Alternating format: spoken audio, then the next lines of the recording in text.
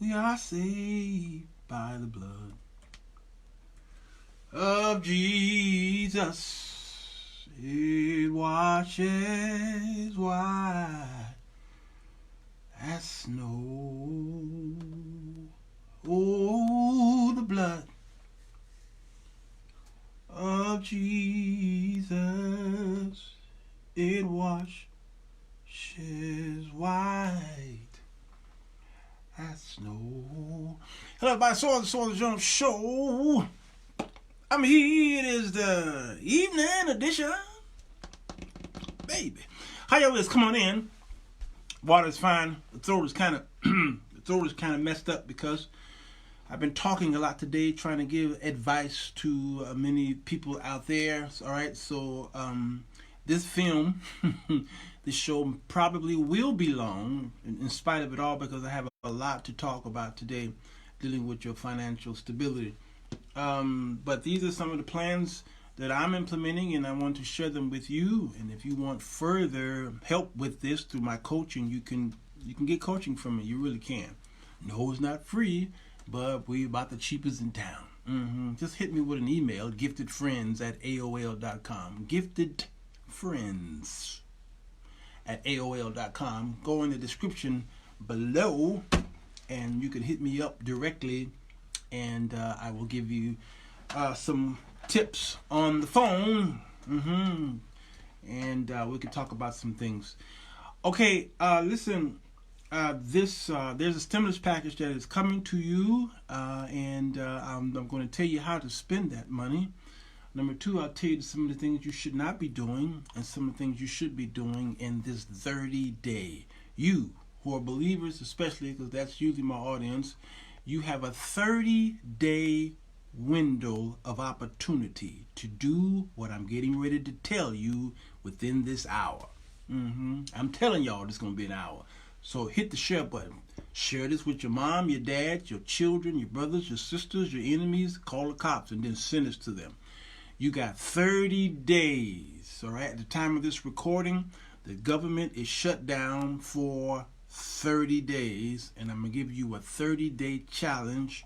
What to do physically and financially. And we can end it off with what you need to do spiritually. All right.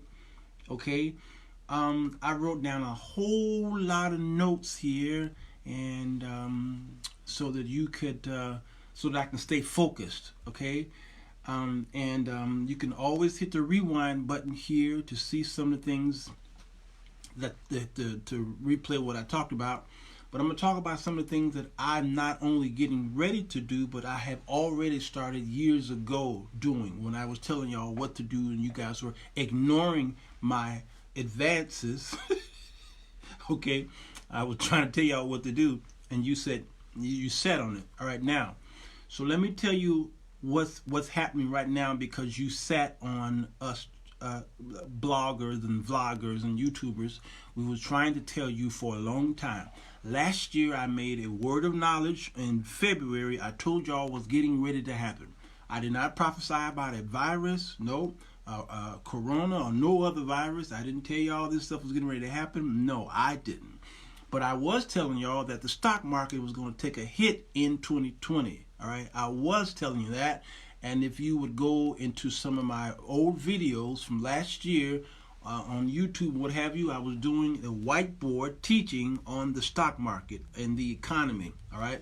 And I was telling you we are due for a recession, and I wouldn't be surprised if a depression even comes. Good to see you, Gillespie, all right? So I was telling y'all, prepare. And how were you to prepare? I was telling you to do a couple things. Number one, put money away. Every time you got paid, I told y'all, take $20. Did I not tell y'all that? All right. I told you take a percentage of your income and put it away. Hide it from yourself. Number two, I told you what kind of bank account to put it in. Yes, I did. Number three, I told you do not rely on one source of income. I told you people who work 9 to 5s, don't rely on that. Have a start a business. All right, start a business that will pay you passive income. Did I not tell you that? I told you that. I kept telling y'all. I told you authors out there. I told y'all to write. I did not tell you that. I was telling y'all that to do that, all right? You sat on this for at least 5 years. I've been preaching and teaching this for 5 years. You sat on it. Here it is now. Many of you are out of work. Your job has shut down. If it's a non-essential job, then your state has shut you down. And some of these businesses cannot recover from this. They will never recover from this. All right, you got to understand. The reason why many of these businesses can't recover is because they were already in debt. They borrowed so much from the bank because the bank was just throwing money at these small businesses. All right, and so they like you work from check to check. These corporations and these small businesses and the businesses that you work with, they operate like you do, from check to check, from quarter to quarter. Some work from month to month. So if you shut down a business for 30 whole days, that can completely bankrupt that business. Now they can't pay their loans to the banks. They can't pay salaries to the employees. So the first one to go is your job. You understand what I'm saying? And then there's a trickle-down effect that happens because of the suppliers that they need to supply the business.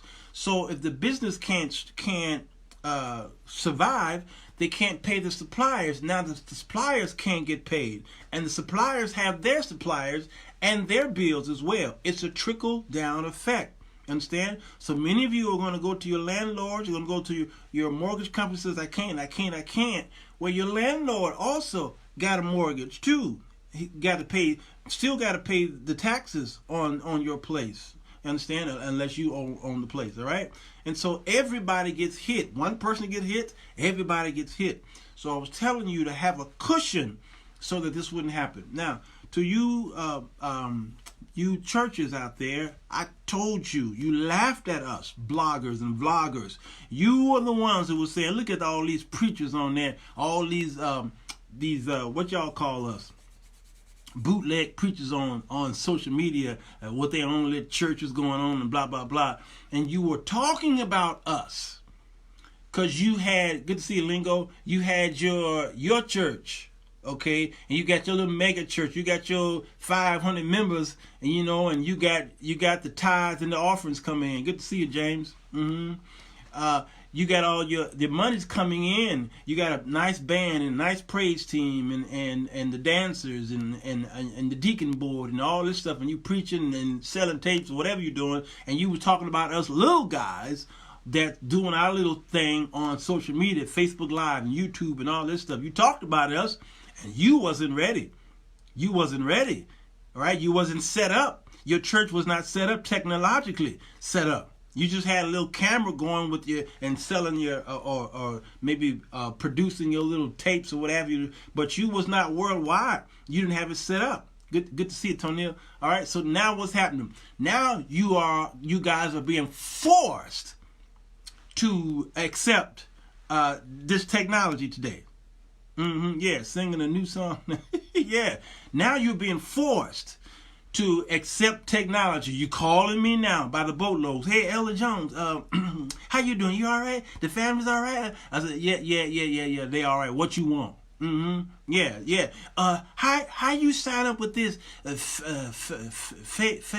book thing, the book face? You mean Facebook? Yeah, the Facebook. How you do that? I said, didn't I tell you to do that 5 years ago? Yeah, I know, but things, I just don't trust. I don't trust. You understand? That Jesus said, go into the highways and byways and compel them. At that time, you had to physically go out in the street. Today, you don't really have to go in the street to preach the gospel. All right, what happened to you back in the day when you had your radio shows on Sunday nights? All right, we turn on here in Chicago, we turn on the AM, mostly AM, and it was a little shaky, but we will listen to your broadcast. So why don't you not trust this technology, but you was trusting the technology in the 1960s and 70s and 80s with your radio shows, huh? And then y'all got on the cable access television shows. Okay, you trusted that, but you can't trust this. This is where the people are. They don't listen to the radio no more. They don't watch your cable access shows anymore, all right? Y'all putting on your efforts and all that stuff, but they're here. They're right here.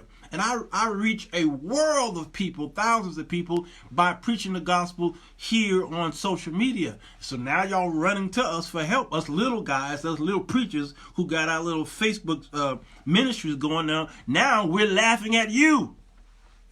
I told you. So now you churches are forced now to learn what Zoom is. You're forced to figure out, okay, Brother Jones, why can't I do a YouTube live? I don't understand. Because I told you, you got to build up the people first. All right, your subscribers, you got to build them up. So you can't do it right now until you get to a certain point. Okay, all right, well, I want to monetize. It's too late. It's too late to monetize. You can't monetize right now. You got to have at least 1,000 this and so many hundreds of hours. It's too late. All right, so y'all trying to jump in there, and Jesus says that you look up. He says, and you can tell the weather by the weather that it's going to be a fair weather day.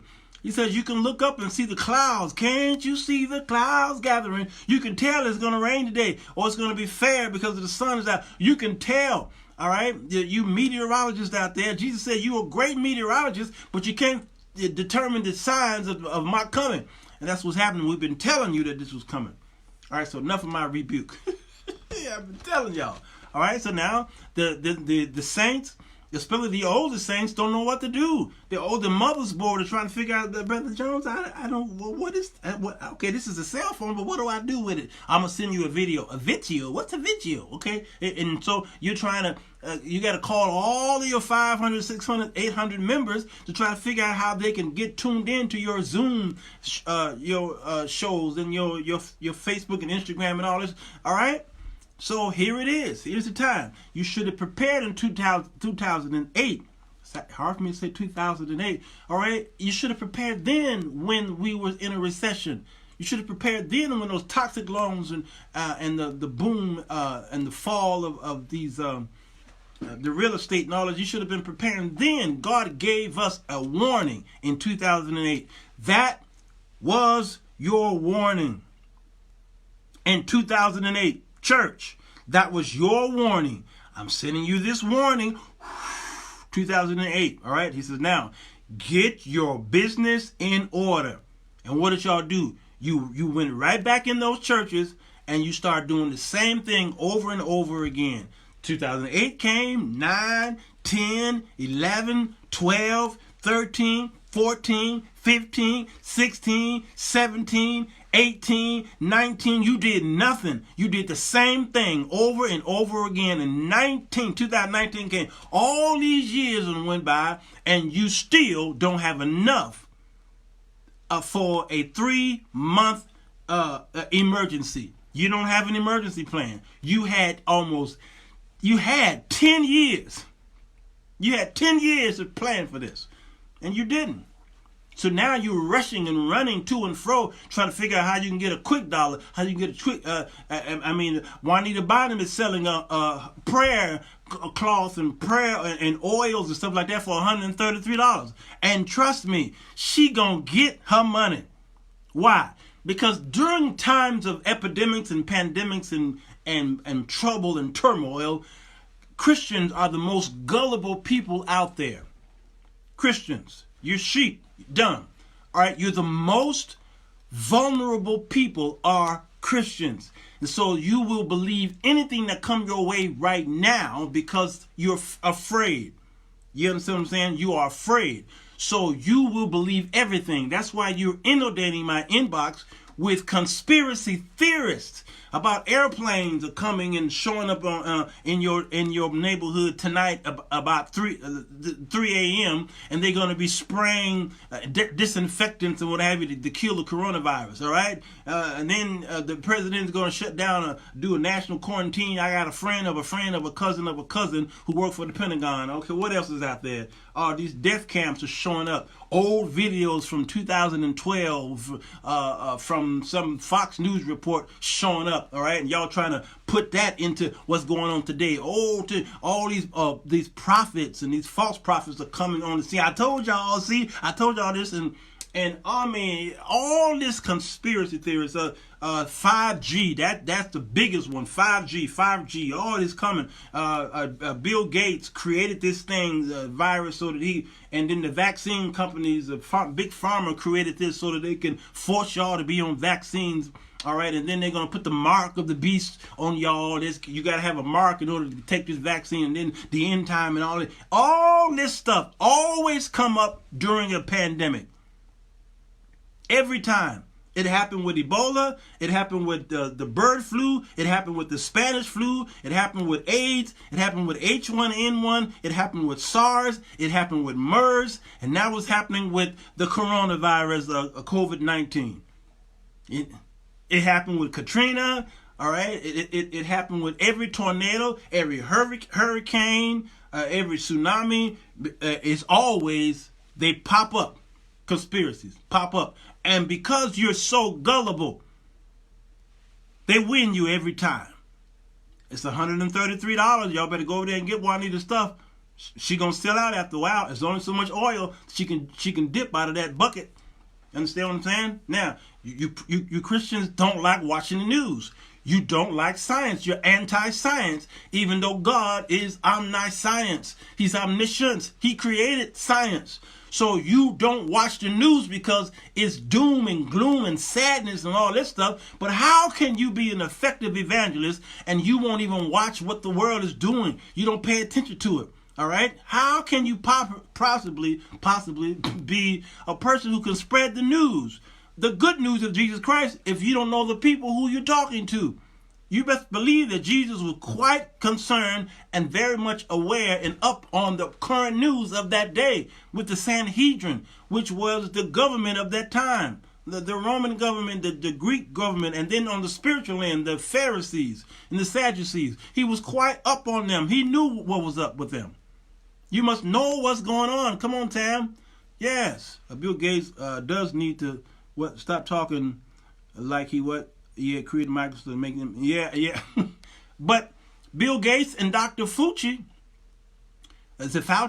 those two right now are acting more like the president, though, than what we have right now.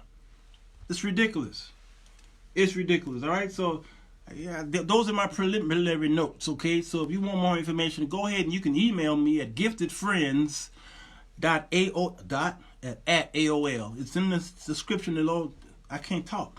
All right, on YouTube, okay, right below there, and then hit me up if you want some coaching services. I got you, but it ain't free, cause I told you when I was giving you all that free stuff, it ain't free now. No, but I ain't gonna break you. All right, okay. So 1929 stock market crash was a crash of epic proportion.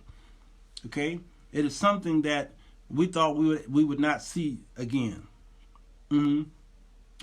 This crash right here is worse than the stock market crash of 1929, or it will be, because we ain't seen the worst of it yet. We haven't seen it. See, it's the first of the month at the time of this recording. It's the end of the quarter.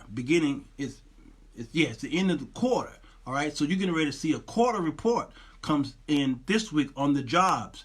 The quarter reports on these companies that made their monies. Okay. And so you're gonna see also how many people have been laid off. You're gonna see how many people who applied for unemployment. You're gonna start seeing how many companies lost a lot of money. All right, you're getting ready to see it at the end of this week, and for the next couple weeks, you're getting ready to see some stuff. This is worse than the 1929 market crash. Why? Because the market crash was all about the market in 1929. This is attacking everything. That's real estate, that is the stock market, that is the bond market, okay? Everything is dying, it's falling, okay? And so what's happening? People are running to, usually when this happens, they run to the stock, and then they run to precious metals, all right? And then lastly, they run to the bond market, okay? This is a thing that people who are who are wealthy, or those who are wealth up here, they understand, okay? But yes, Tamara, this is only the beginning, all right? And then what's happening? The government is playing musical chairs. You are part of a game. You are part of a game called the musical chairs of finance, and you don't know that you're in the game. All right? You are the recipients of the game. Okay? It's a board game, and it's a game that the government played a few times in American history. Right now, this is the biggest game they've ever played. Last show that I did on here, I talked about where your monies are coming from. It's coming from the Federal Reserve. The Federal Reserve is a separate entity, all right? And then there's the United States government. Now, the Federal Reserve Bank is not the federal, nor are they a reserve, nor are they a bank. There's nothing federal about them. There's no reserve in there, and it's not a bank. You can't make deposits and withdrawals. That's only tied to the government. Even though they are a separate private entity, the Fed chairman is chose by the President of the United States. All right, I'm trying to tell y'all this is a board game, and I'll tell you what this is in 1 minute. I'll tell you exactly what this is. I'll tell you exactly what this is. Realtors and self-employed are being able to do something never known. Draw unemployment. Yep, Tam, I'm going to tell you how you can get your money. Y'all don't go nowhere. I'm about to tell y'all how y'all can get your money. All right, so the Federal Reserve Chairman is chosen by the President. So if the President chooses the Federal Reserve Chairman, all right, and that Federal Reserve Bank is a separate entity, don't you think that the chairman and those people working in that bank, so-called, would listen to the president? Don't you think they would listen to the president? You best believe they would. All right? So they're not as separate as you think they are. And so the Federal Reserve gives a loan to the government. All right? The government receives this loan, and the Federal Reserve charges them interest on the loan. And then the money is deposited in the Treasury Department. Mnuchin, that dude, all right, is deposited in there, and then your checks are sent out to you, all right? Now, it is a stimulus to you, and how they say what it is very important. No, you don't pay taxes on this money that's coming. No, not necessarily. You don't pay taxes on this, so you don't file this on your tax return as income. Absolutely not. It is a salvation money. Okay, it's a grant to you, all right, to help you out. But you best believe you're gonna pay for it in the long run, or you're gonna pay for it. Okay, what is this? This is a Ponzi scheme. What is a Ponzi scheme? It's finding investors, and you find the investor, okay, and then you need another investor to satisfy the first investor that you have. That person invests in your company, and you promise them a return, so you find another investor, and then that investor invests in your company, and you promise them a return. Then you find another investor, all right? And then the first investor pays you, and then you pay the second investor. The second investor sees that he's making money, okay? And then he's excited, he's happy. It's all about mentality, psychology, all right? And then he's got to now take the money that this guy gave him and give to this third investor. It's a Ponzi scheme. After a while, what you have to do, you got to keep finding new investors. You got to keep finding new investors, keep finding new investors, and after a while, you're going to run out. You can't find any more investors, and then that money is recycling, wash, rinse, and repeat. It's recycling among each other. Before you know it, it begins to dry up. That's a Ponzi scheme. And the Federal Reserve and the Federal Reserve Bank is the greatest Ponzi scheme in world history. Yep. Come on, McGee. Yes. All right. So take the money. You can't reject it. You might as well take it, because whether you take the money or reject the money, you still going to get hit with higher taxes. They got to make up that. All right. And then another stimulus package could possibly come now that the shutdown has been extended 30 days. You can't do much with $1,200.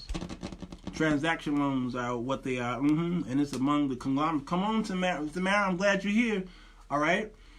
So it's a musical chair, because you hear the music.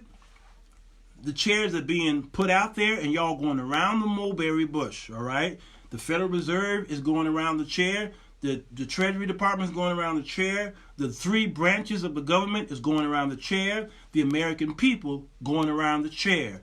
In an election year, so the Democrats is going around the chair, the Republican Party is going around the chair, and there's not enough chairs for everybody, because before you know it, the music is going to stop, and somebody is going to be left without a chair. Who is that going to be, y'all? Can y'all tell me who that going to be? Can you put in the comments who going to be left without a chair when the music stops? It's a great Ponzi scheme. So during this 30-day challenge, here's what you do not do. Are you ready for this? I don't know. Sometimes some people, y'all give me a yes, Tam. That's it. You are going to be the one without the chair. Get your money and be wise about what you do with it and make it work for you. Kevin McGee, I'm getting ready to tell them.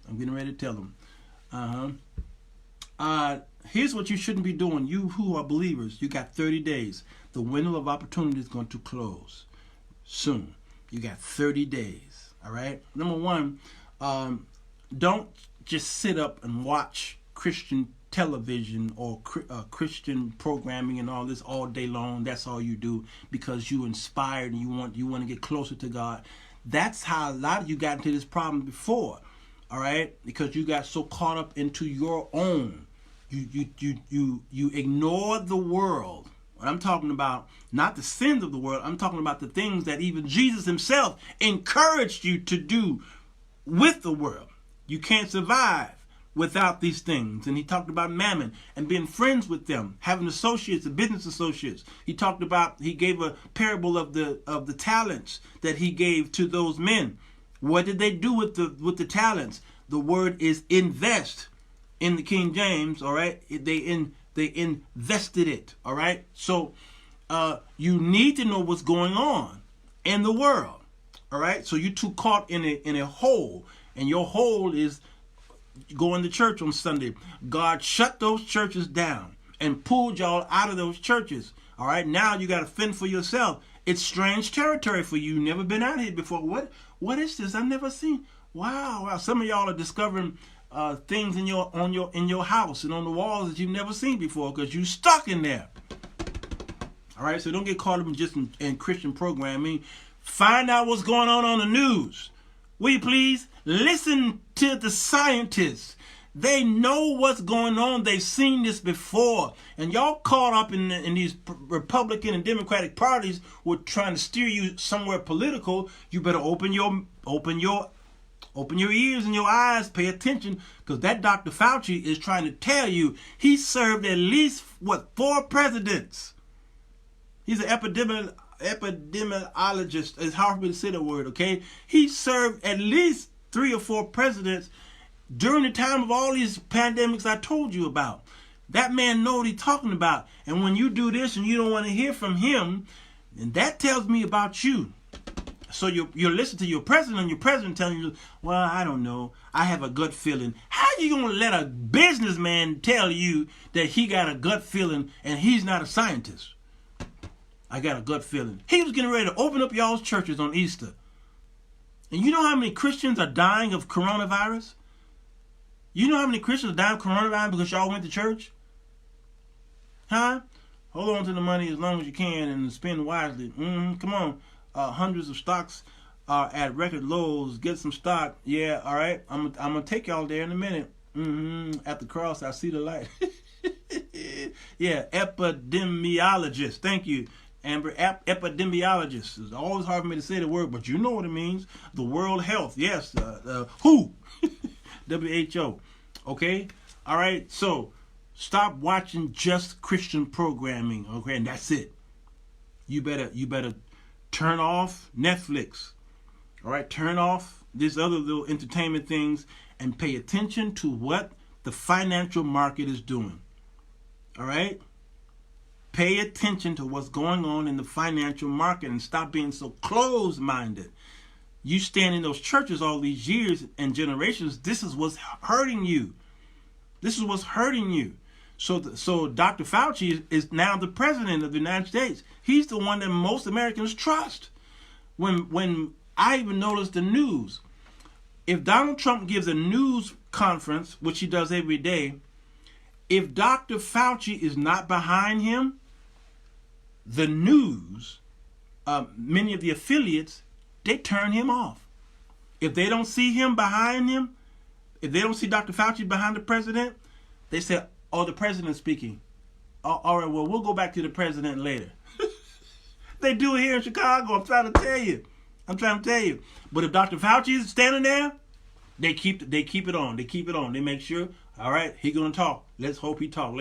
And when he gets up and he says it's a few words for about 1-2 minutes, and then when he's done, they say, all right, we're done. The news go back to commercials. I'm trying to tell y'all. Because he's the only one we can trust right now. He's been through this before. All right. Limit your social media activities. Here's why. Some of y'all are like, how am I doing now? I'm watching you on social media. Oh, thank you. I appreciate it. But here's why you need to limit your activities. Because time is of the essence, and you can literally spend 5-10 hours on social media and realize you got nothing done today. Nothing.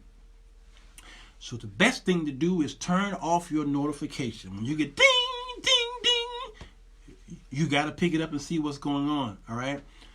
Block out a time where you turn off the notification.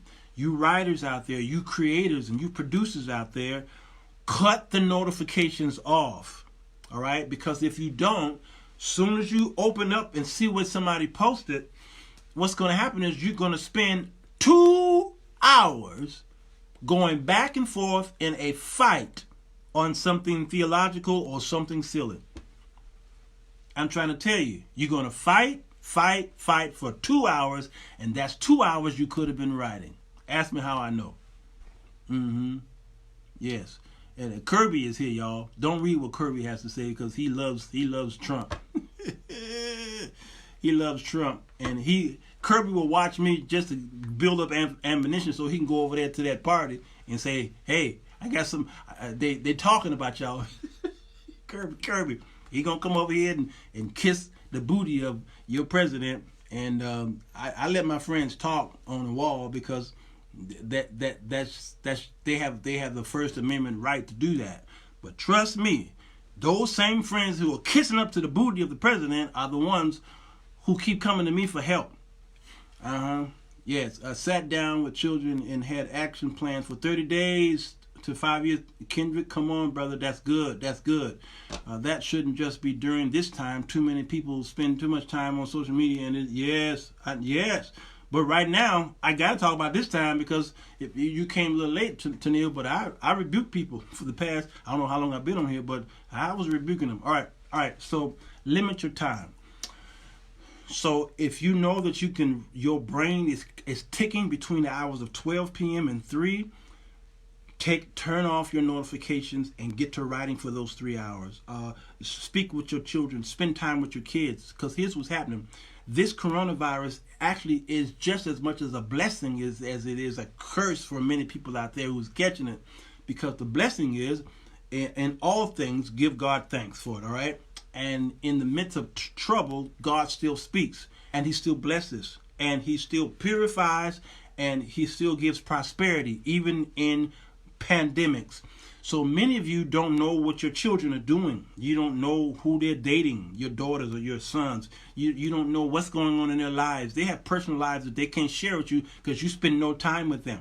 They all y'all in the house together. Here is your time to bond. Don't just put on their favorite TV show and put them in their room, and then you go in your little space and turn on your show, and then never the two shall meet. All right. Back in our day in the 60s and 70s, my father made sure that we ate at the table together. Here's that time to go back to your first love, which is your family, and don't have him make a meal and then him make a meal and then him make a meal and her make a meal, and then there's dishes everywhere. Somebody got to wash them. It's usually you. All right. So make one meal and tell everybody you can't eat until you come and sit at this table together, and let's talk together, commune together, have a time for Bible study as well, and teach and train them and inform your children. And right now, you got 30 days. Ain't nobody listening to Kirby. All right, Reese. Okay, So do that right now. All right. So limit your time on social media. It's gonna hurt me too, because I'm on here too. But I only do one Facebook Live a day. All right. So and I don't know when I'm gonna do them. All right. But nevertheless, I'm telling you, social media is gonna eat up all of your time. You got 30 days. Treat every day like it is the day that Jesus is coming. If you know that Jesus was coming today, you need to treat today like that. All right. Now, here's a 30-day plan, okay, that I have here. Now, I got to be careful how to do this because I'm not a financial advisor, so don't listen to me in that aspect. But I will tell you, I'm going to tell you these things for your information. I'm only telling you this thing for your information. I'm not going to give stock tips. Not going to do it. No, I know some things are above my pay grade, and I ain't gonna do it. All right, not live. I ain't. You could call me, go to giftedfriends@aol.com and hit me up, and we can talk about that later. Trying to tell our parents to do the same. Reconnect with family. Yes, create new memories, traditions. Come on, Tamara Hadaway. So good to see you. That's it. And those kids are going to remember that. I have a 26-year-old daughter upstairs right now, all right, and sometimes she's in, sometimes she's out, but she's got a life, and sometimes I'm down here working, and then something will say, stop, go upstairs, and go mess with your daughter, go play in her hair, talk about her face, do something with her clothes, tell her to cook something, okay. And tease her in the kitchen. That's what I did yesterday, 2 days ago. She was making me hamburgers and fries, and I went up there and I just teased her. Had a good laugh, and then she was playing some music, and the music was popping, and I just started dancing. I went to dancing and doing the pop lock and what have you, and she just cracking up at Papa. But hey, these are the moments that she'll remember. She's 26. She'll never be too old to be my baby girl. You understand? Have those moments with him. Here's my 30-day plan for you. The stock market is on sale. Yes. You understand? Y'all going to Walmart, you're going to all these other stores, all right? But the stock market is on sale. It's slashed 50% off. Elder Kevin McGee, you still there? Yeah, the stock market is on sale. Okay? It's a $32 trillion industry, that market. And what's getting ready to happen is, through this stimulus package, the government is getting ready to start buying stock. I'm trying to tell y'all, the government is getting ready to start buying stock. You know why they're getting ready to start buying stock? Because they know that the stock market is the lifeline of the American economy. It's too big to fail. So the government got to bail out the stock market. How do they do it? They got to get in the stock market and start buying stock. Do y'all understand? They have to buy stock so that the stock could look presentable to the American people. You understand? It's a buyer's market. Thank you, Belinda. So the government got to get in there and start buying it so that the stock price start going high, so it looks good for you to jump in as you see it going up. All right, look at the graph, okay? When you see it going up, the government is doing a lot of that, all right? And there's certain things that they are buying. And they're not just buying up everything, but there's certain things. You wouldn't know that if you don't turn off Netflix. Okay, all right. So one good thing to look into is, because many of you don't know, what company do I do? What company do I invest in? What company is good? One of the safest things you can do is look into what's called index funds. Okay? Index funds. All right? Index funds is pretty much, it's a group. It's a group of stocks. That's all it is. All right? And it's the safest way. Now, everything comes with a risk when you jump into the stock market. Everything has a risk. You could lose everything. You could lose your shirt. But a smart, patient, long-term investor is a person who's in it to win it, means they stay in there, they're long term. Index funds, all right? And so what is index funds? The index funds is the same thing I've been telling you to do online, is to diversify in your businesses. I told you to have different streams of income. If you can have 3 streams of income, you're doing okay. So when this virus came, you wouldn't hurt as bad. You might hurt a little bit, but you won't hurt as bad if you diversify your stream. What do I mean by this? Well, some people got hit with this virus and all of their streams failed because they didn't properly diversify the stream. What does diversify mean?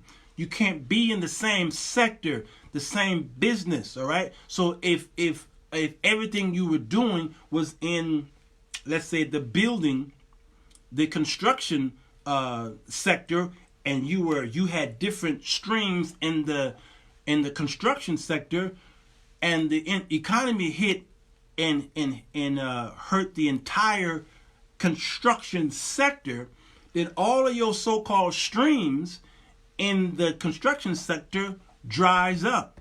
Why? Because you didn't diversify.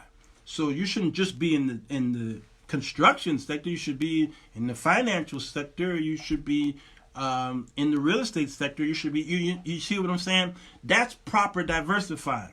So some of you who are in the gig economy, you got hit bad because you were doing the same types of gigs, and you said, Brother Jones, I got 3 streams. Well, all 3 streams was depending on the economy in the same way, and they should have been spread out a little further.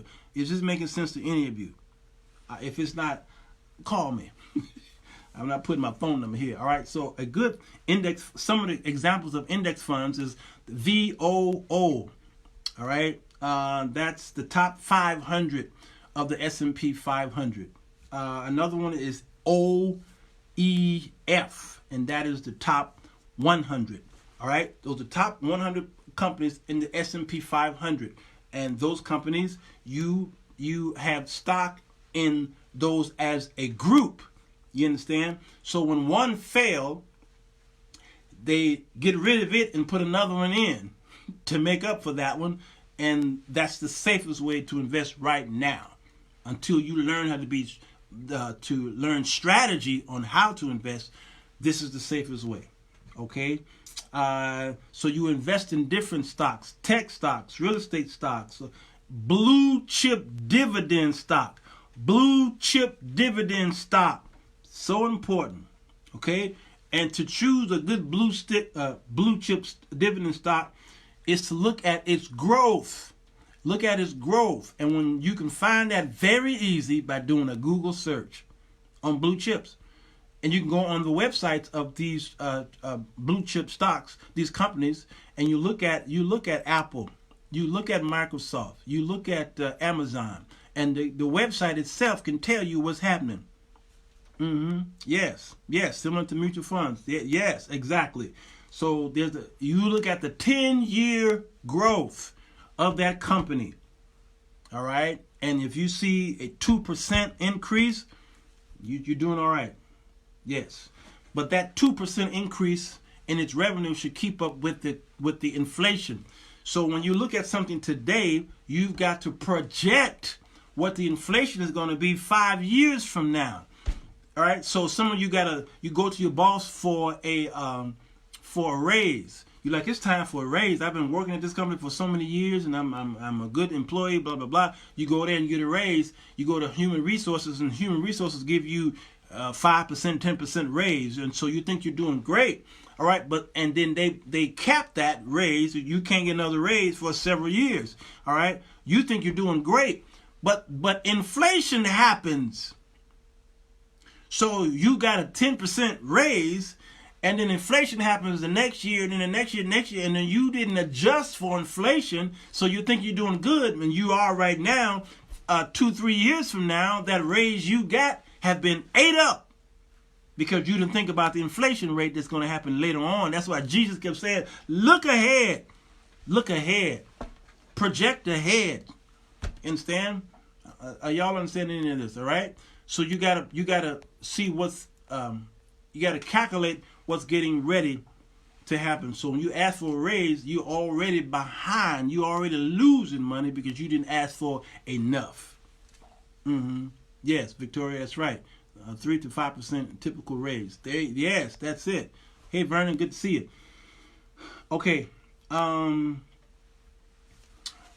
of you who are you have an app there. Some of you have apps where you do your buying.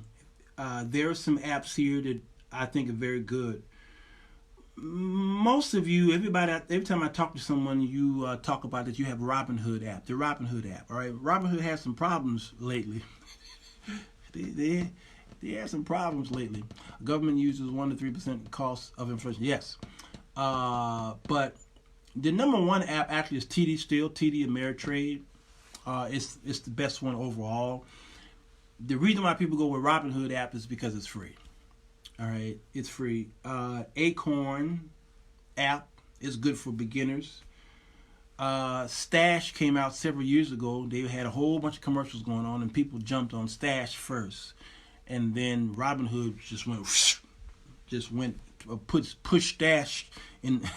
They stashed Stash. All right, but Stash is only good for learning.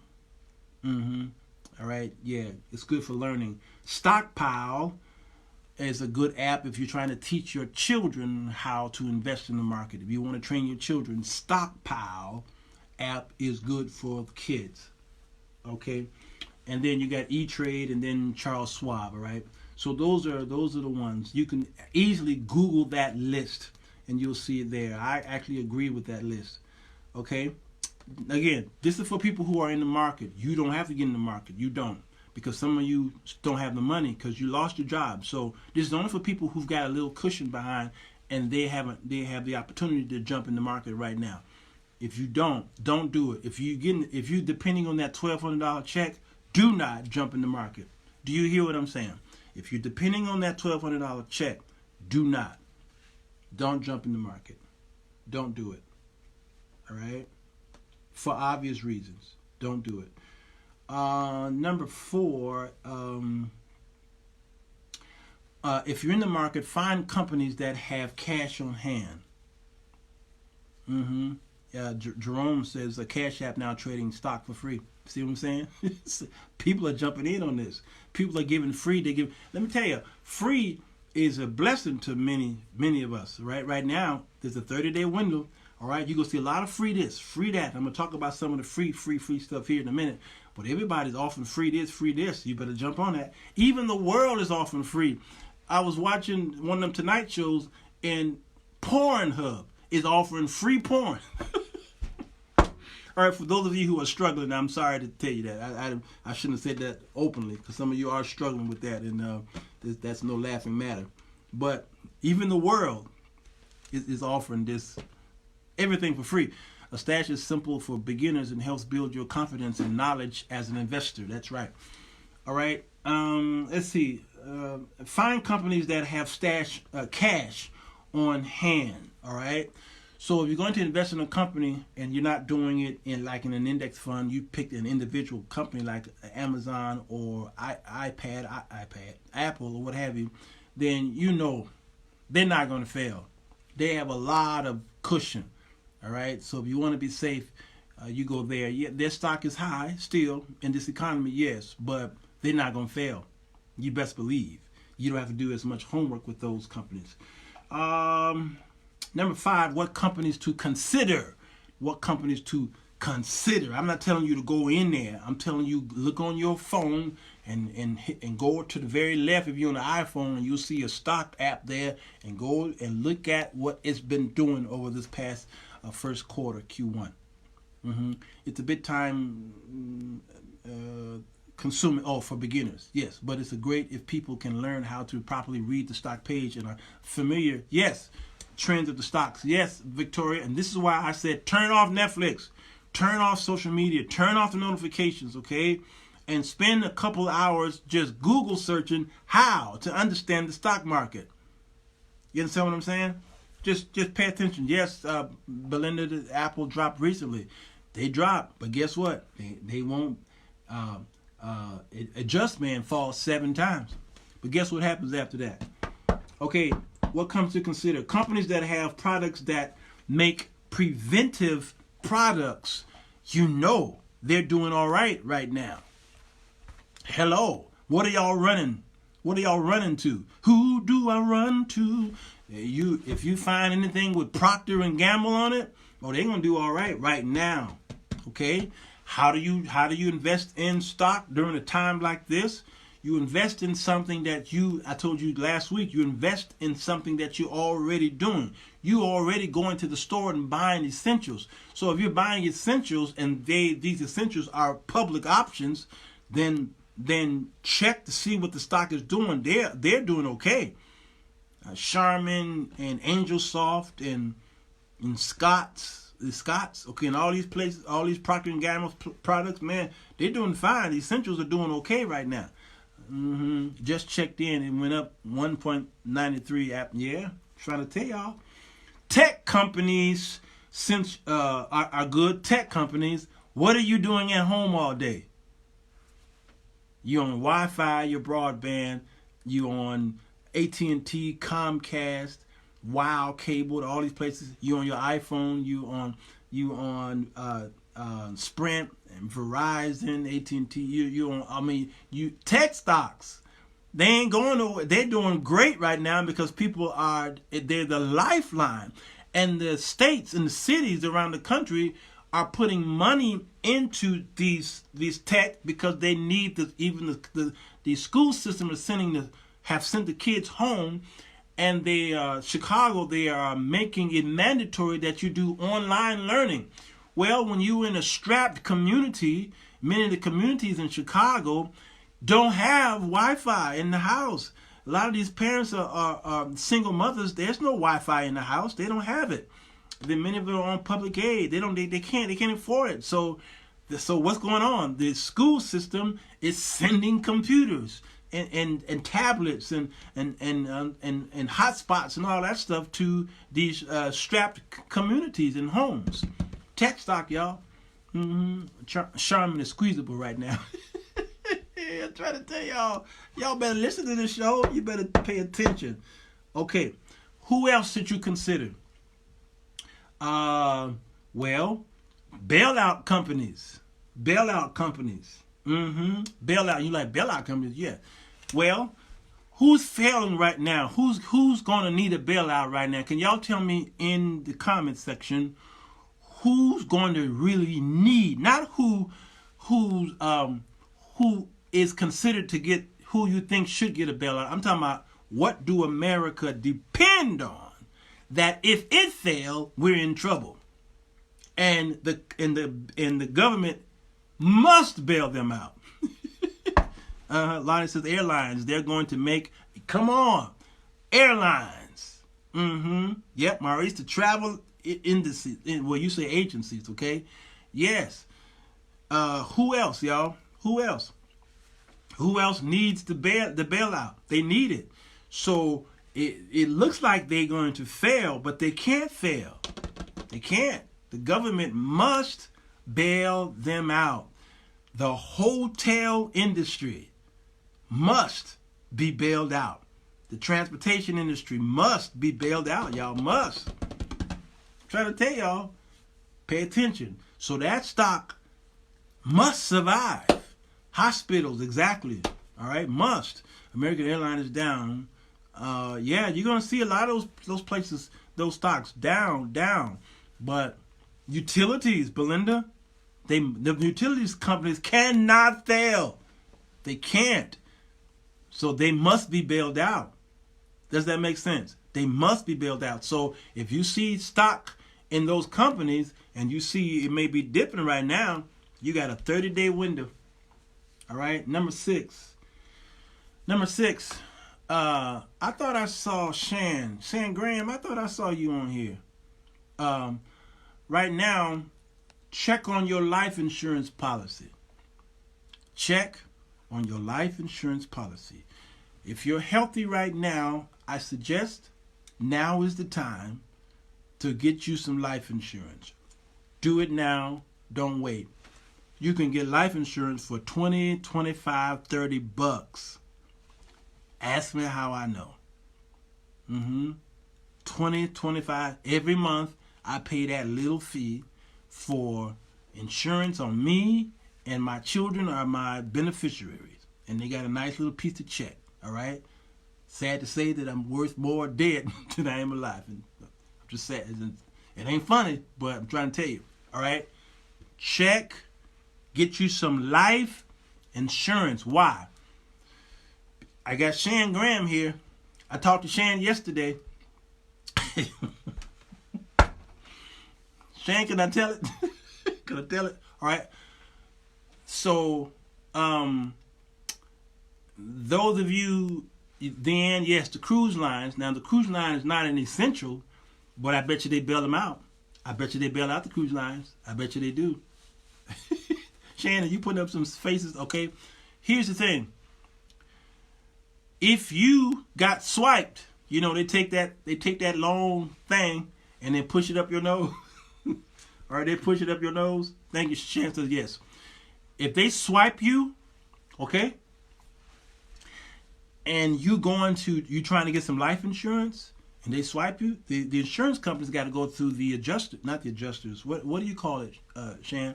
Okay, they have to be approved. They have to approve you. Okay, so if you let's say you go to MetLife, the MetLife agent he ain't coming to your house. I don't know how y'all doing it now because y'all can't talk to each other. Y'all can't see each other face to face. Anyway, he gonna give you a test kit, a kit that, you know, was it blood or urine and all that stuff, okay? And they got to test that, okay? But MetLife is not the person, it's not the insurance company that's, you know, they have someone above them, underwriters, thank you. Okay? The underwriter, all right? The underwriter says we either going to cover or not.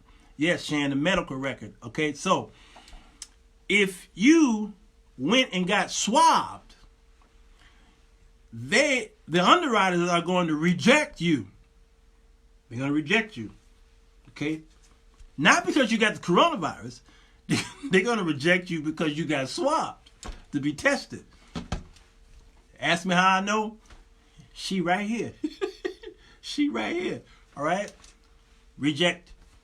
Sorry. All right? So, you should have been getting this life insurance before this happened. I've been telling y'all about life insurance for many, many, many years. Okay, now you get swabbed, and hopefully the test come back negative, and then of course after the negative, and then you can get insurance. All right, but you're declined.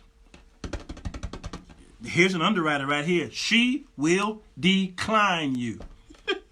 All right, so until the test come back positive, other than that, I'm sorry. All right, you are a risk, and nobody wants to take a risk on you right now. All right, so I don't want to spend too much time on that. Okay, where am I? That's insurance. Okay, now they go through a system called MIT. They like a credit report. Yes, Renita. Yes, that's right.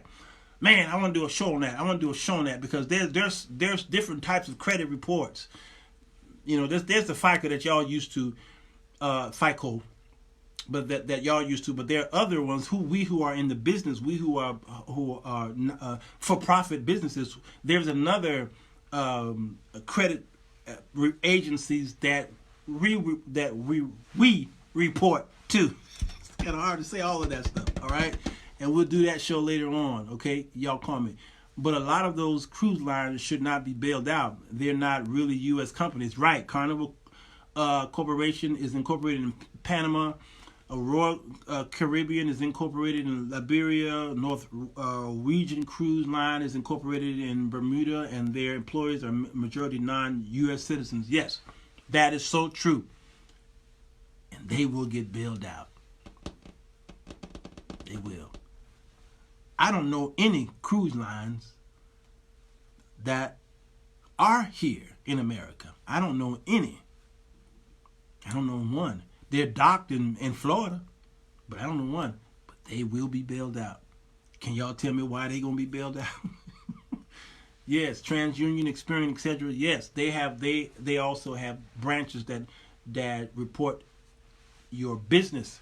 And then there's Dun & Bradstreet. All right, that's a whole nother show there. Okay. The government is getting ready to do something they've never done, and they are getting ready to bail out the gig economy. So if you drive for ride sharing, Lyft or Uber, and Deal Dash, and all these other places. If you have a recording studio, you are a musician. If you write songs, okay, you a church musician. All these things, you about to get bailed. Yeah, the one at Navy Pier. Boy, Josh, you a mess. All right, you about to get bailed. Okay, they're getting ready to do something they've never done before. So let me tell you where to go. The Booze Cruise. Let me tell you, songwriters, where to go. Go to. There's an article in Variety right now. All right, songwriters, self-employed music workers are eligible for this federal relief stimulus package. All right, the website you need to go to is wearesona.com. Wearesona.com. That's SONA.com. Someone could put it there. WEARESONA. Wearesona.com. All right. That's where the information is for you to collect your little monies. All right. It's for songwriters, to the best resource on applying for these grants and loans. The bill sets an income eligibility limit of those making under $100,000. That's all, y'all. Annually for some of their programs. Okay? So go there. You musicians. So if you know a church musician whose church is shut down and they're trying to survive, tell them to go there. All right? Let's see. Where am I? I'm towards the bottom of my list here, y'all. Okay. Number, I don't know what number I'm on. I think I'm on number 8. Start a business. Please start a business. Okay, after this I'm gonna tell you what to do with your stimulus package. But right now, start a business. You're like, I can't do that, I can't do this, I can't do that. Listen, y'all are on social media every day, all day, giving other people likes and shares and subscribing to them. All right? You doing it for others. You should have them doing it for you. For you. Okay, Shan. She said text. Shan, it's right here. Why I got to text it to you? It's right there. What's wrong with you, Shan? Okay? So, let me take you through the whole online process, the whole search engine optimization, the whole gig, the whole passive income thing. I'll do it quick, and then again, you can email me if you want more information. I can coach you through it for a very small fee, but I can coach you through it. Go to giftedfriends@aol.com and we'll talk on the phone, and I can write. This is one reason why I'm kind of hoarse today, because I've been spending all day coaching people on how to get through this tough time. But there's a small window, and you need to be disciplined and dedicated and listen to my every word. All right. I have this book here that I was able to write. The 4 Women That Men Desire. I was able to write this book, a little book right here. Okay. And I was able to sell many copies, and I was able to get investors to help me. And I didn't write not one word. I had not written one word yet. But I took the people through what's called a funnel. Thank you, Vicky, for putting the email down there. How you doing, Edward? So good to see you. I took the people through what's called a funnel. Y'all have heard of click funnels, right? All right, there's a funnel. I use a funnel to get y'all to watch my shows all the time, and you don't know it. Many of you are catching on to it, because when I put up a Facebook post, notice if it's very controversial or it's something very funny, all right, or enlightening, notice some of the comments. You know what y'all would say in the comments if I say something really very controversial? Can somebody put in the comments right here, what do you think that the people, that's what they saying? The people who know me, who know what's getting ready to happen. What do they put in the comments? Well, they owning me. Y'all are owning me. All right, now Facebook is a little slow. YouTube, I'm sorry I can't see your comments right now. but Facebook's a little slow. So your comments will come in a little later. All right. So until your comments come in, it's called funneling. All right. And then I'll take you through that right quick. And if you want more details, again, hit me up. Belinda says average 80 pages in 6x9 turns to about 150 pages. And yep. Amber says that's going to be a show. There it is. That's it. That's it. That's the first thing they say. A show is coming in. Yeah. Yeah, Sharon said, give me your phone now. They do say that, don't they? Okay. All right. So when I put up a post, I make it as controversial as possible. Why? Because the people who know me, my audience, my followers, all right, they know that a show is coming. So what did I just do? I put up what's called a clickbait. I'm funneling the people to another thing that I'm getting ready to do. All right, this is how you make it in this economy, good, bad, indifferent, or ugly. Okay, it's the 80-20 rule. All right, 20% of the people are going to do 80% of the work. If you didn't hear anything I said on this show, pay attention to this portion right here. All right, right here. I don't know how long I've been on the show, but you can calculate from how long I've been on this. Right here, start your show when you do the replay. Start it right here. All right. 20% of the people do 80% of the work. It's 20% of my followers who bankrolled this book. Do you understand what I'm saying? Why? Because I became an authority on this subject. How did I do that?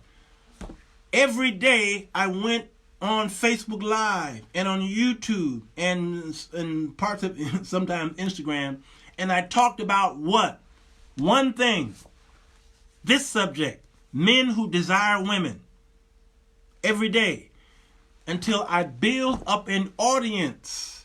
I became an authority. I didn't sell nothing. I just talked about it. I did a whiteboard teaching on it. All right. I did my shows at the radio station over there in Bronzeville. Okay. And I talked about relationships. What do men desire?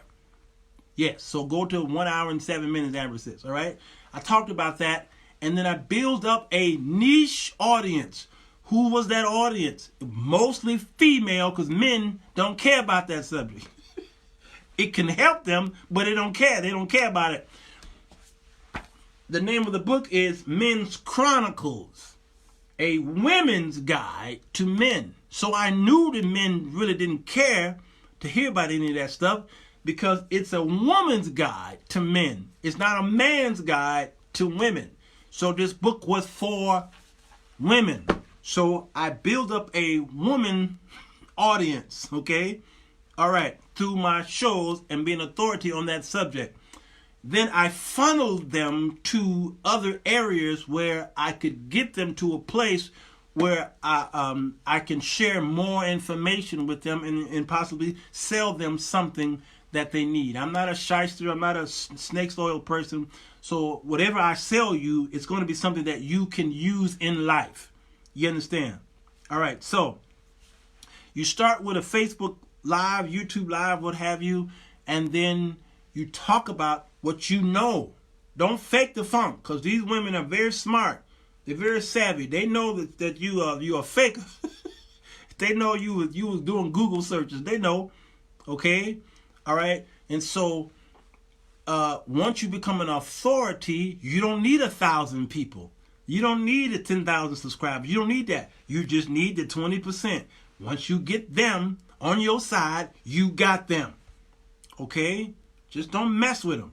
Don't mess with them. Be honest with yourself, all right, and with them. Give them and over-deliver. This is the problem I'm seeing with those of you who are new in business. You need to over-deliver. Y'all put that in the comments. Over-deliver. Who's good at over-delivering? Them Asians out there. When you go and those some of those Jewish shops and what have you, they give you a little bit more than what you pay for. Okay, that's a rap song, ain't it? Okay, They give you more than what you pay for. Tell me why. Can you tell me why?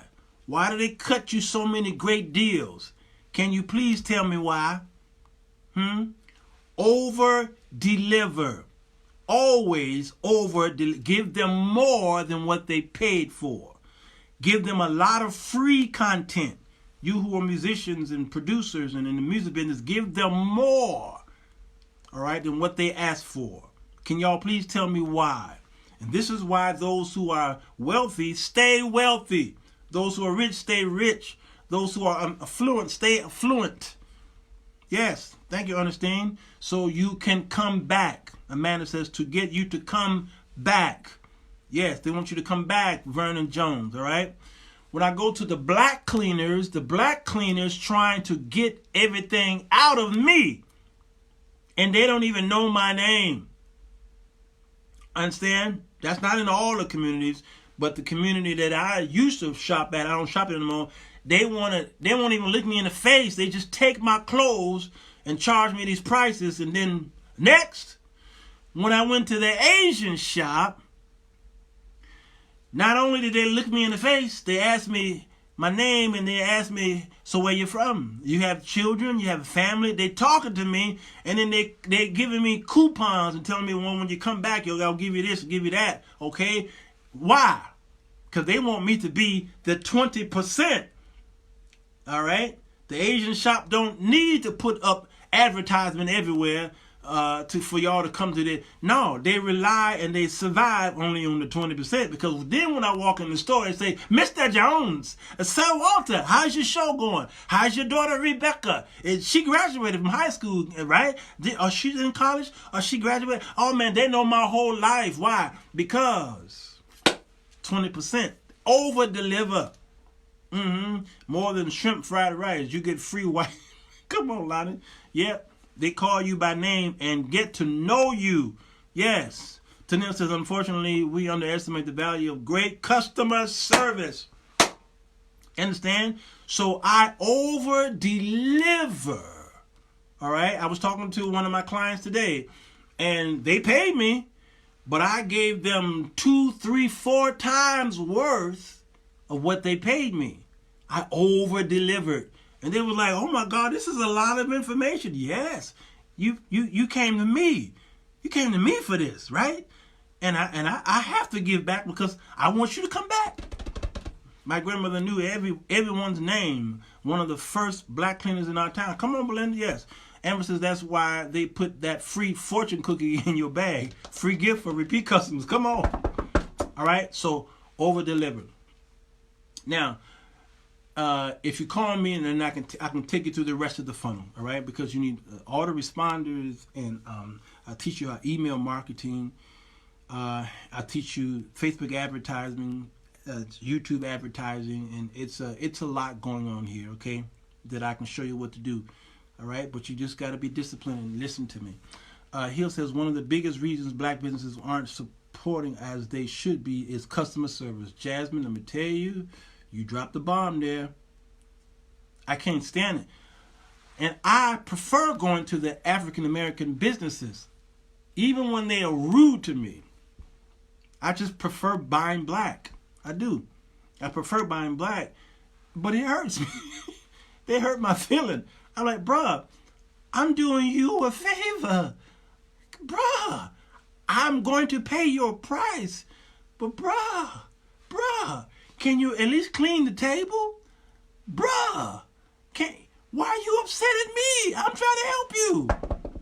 MailChimp is a wonderful thing. Belinda said MailChimp is a wonderful thing. MailChimp is good, but there's some great autoresponders out there that will, depending on what you're doing. MailChimp is not for everybody. It's not for me. Aweber would be something better for me, or there's another one. There's a couple more out there that's better for what I do. But you can start small and build your list out. All right. An ethics class should be mandatory. Ooh, Hill, Jasmine. God, every time you come over here, you drop bombs. You are like E.F. Hutton. When E.F. Hutton speaks, everybody listen. All right. So start a gig, y'all. Passive income. It's time to write. Now, you can spend this 30 days and write a full-fledged book. Tennille Jackson is there. She'll tell you. Call her and she'll take you through the whole process of writing a whole book in 30 days. But you pushing it. You really pushing it, okay? You pushing it. That book better be this. That book better be like this. All right? But you can write a full book in 30 days. You can. Now, I don't suggest it. But an ebook, the ebook market right now is huge, especially right now during this economy, especially right now through this fear. You can have an ebook written and up on Amazon like this within a week, like this. Okay? Yes, you can. Most people ain't disciplined enough to do it, though. Tennille said they ain't. That's my whole thing. All right? So right now, if you are part of information, that's what you do for a living, information, you got 30 days to make a killing. People are running to information. They are hungry because they're vulnerable. And they need somebody to tell them what to do next. If you that person, you got 30 days. Now, you're going to have more than that, but this is the window of opportunity. This would be considered the .com. Remember the .com thing that happened in the 90s? Some people made a lot of money. The rest of them lost their shirts. This would also be Bitcoin. This is your Bitcoin opportunity right now. You got 30 days. Those who jumped into the Bitcoin thing are multimillionaires right now. When it was hot. I've done it. 26 days for National Love Writing Month. Yep, it ain't no joke. Come on, Deanne. I'm trying to tell y'all. Yes. So right now, Amazon is hot for you. We are blessed to have Amazon. To have a distributor like that, ready, willing, and able for us to have something up overnight like that. Our parents could not have got this done during the time of the Spanish flu. Now, you got any parents that are alive during the Spanish flu, they really old. That was 1918, all right? But Amazon is a blessing right now. I'm looking to write an ebook on money, God's way. See? Heal Jasmine, there it is. You're all up in my notes. You're all up in my notes, all right? I got 3 ebooks to push out, all right? I got the same window y'all got. My window's a little smaller, though, okay? But Heal Jasmine, that book right there, I'm trying to tell you, hurry up and write it. Hurry up, because the people need to know. Okay, that's that. Now, what to do with your stimulus package? Number one, this is very important here. Pay your bills, all right? Pay your bills right now. When you get the money, when you get that $1,200, pay your bills. Now, what bills do you pay? Okay. Pay your non-negotiable bills. Okay? What are you saying here? Either than using core source where all books went through prior to, Amazon, yes. What do I mean by pay your non-negotiable? Okay? Here's the thing.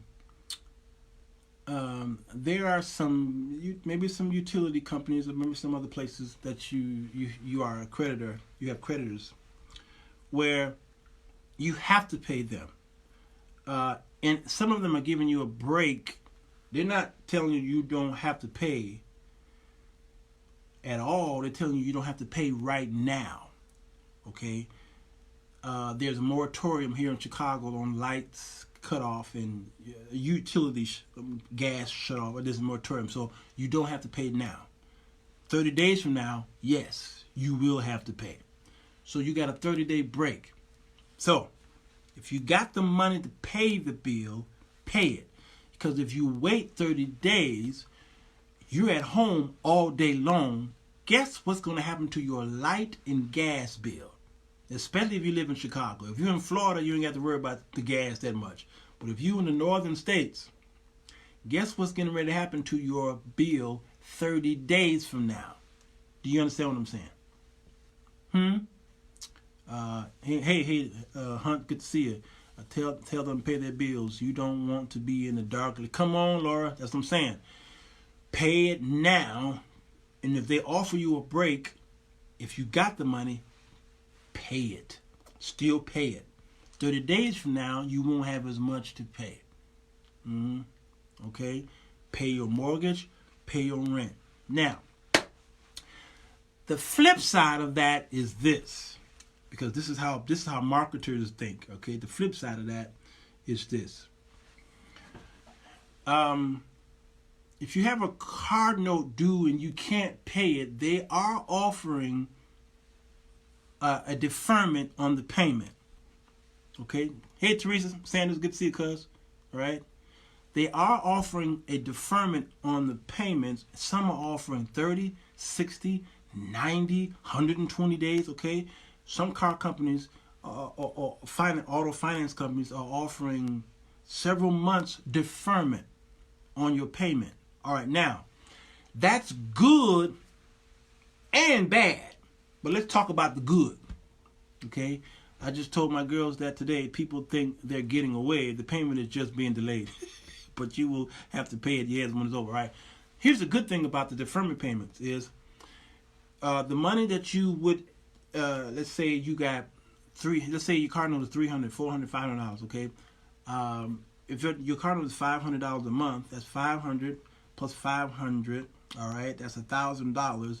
They may even give you a 3-month deferment. All right, so if you got $1,500 in your hand, that's another check, stimulus check in a sense. All right, now you still owe that 3 months, but they tap that on the back end. Come on, Laura, stay with me, girl, stay with me. They tapped it on the back end of your lease agreement. All right, so you're going to have to pay it. So if you were going to pay your car off in January, now you have to pay it off in March, April down the road. All right, you got $1,500. What are you going to do with that money? Huh? What are you going to do with that money? Don't spend it. What did Laura say? I see what Laura said. Don't spend that money. All right. Now, don't just put that money in your bank though, because it's just sitting there doing nothing. Your money's supposed to work for you. You don't work for your money. This is how poor people think. Stop working for your money. Your money's supposed to work for you. You're supposed to be to a place where your investment is more than your expenses. You got $1,000 expense every month. Your investment's coming in, and now your investment is $1,200. All right, your investment. I mean, that's like passive. All right. So if your expenses are $1,000 a month and your investments come in faithfully $1,200, you are considered wealthy. See, they've put in our mindset that you have to be a millionaire to be wealthy. No. If your investment is coming in every month faithfully and it's more than your expenses, you are considered wealthy. I bought stocks this week and gained some dollars. I know, Laura, you came in a little late, didn't you? All right. So here's what you do. Student loan companies, the government is telling you, when I say student loan companies, the government, okay, they are putting a freeze on your student loan until September. All right, those of you, my daughter upstairs, she got student loans, all right? They're putting a freeze on it until September with no penalties. Understand? So here's what you do. Here's what you do. Okay? If they deferred your car note payments, you got $1,500 in your hand. All right? If you got student loans and they said you don't have to pay us till September with no interest or penalties, guess what I would be doing? I would be paying on those student loans right now.